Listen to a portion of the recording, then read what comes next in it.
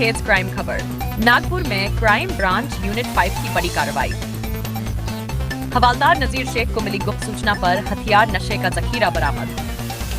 Nagpur crime branch unit 5 के हवालदार नजीर शेख को milli गुप्त सूचना के आधार पर पुलिस ने बड़ी छापेमारी कार्रवाई को अंजाम दिया।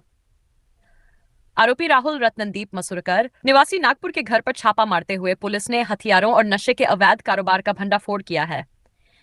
छापेमारी में पुलिस ने 3 अग्निशस्त्र, स्वास्ट डी जिंदा कारतूस, 7.18 किलो गांजा, 1 तलवार और 1 चाकू में एक नकद 5,85,440 रुपये जैसा भारी मात्रा में मुद्देमाल जब्त। सनसनीखेज कार्रवाई के बाद आरोपी के खिलाफ पाचपामवली पुलिस स्टेशन में आर्म्स एक्ट और एनडीपीएस एक्ट के तहत मामला दर्ज कर लिया गया है।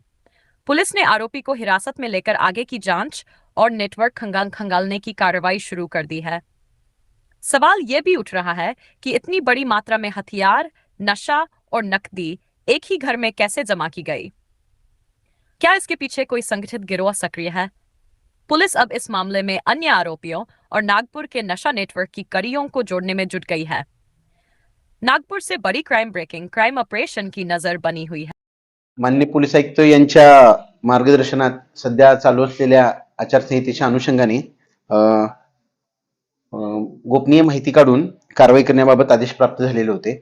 त्याप्रमाणे क्राइम ब्रांच युनिट 5 पथकातील पोलीस हवालदार नजीर शेख यांना मिळालेल्या बातमीच्या आधारे इसम नामे राहुल रत्नदीप मासुरकर वय 22 वर्ष राहणार भीमरत्न नगर पाचपावली नागपूर याच्या घरी छापा कारवाई करून एकूण 3 अग्निशस्त्रे 22 जिवंत कारतुसे तसेच 10.128 किलोग्रॅम गांजा व 1 तलवार आणि 1 चाकू असा एकूण 5,51,700 रुपयाचा मुद्देमाल जप्त करण्यात आलेला आहे।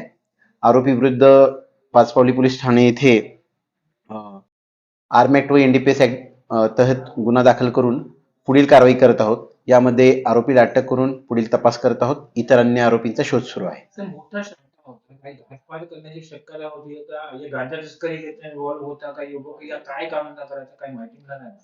यामध्ये प्रथमदर्शनी आरोपीचे इतर साथीदार निष्पन्न झालेले आहेत। आरोपीला अटक करून त्याचा पीसीआर घेऊन नेमका इतका अग्निशस्त्राचा साठा जवळ बाळगण्याबाबत त्यांचा उद्देश काय होता याबाबत तपास करत आहोत।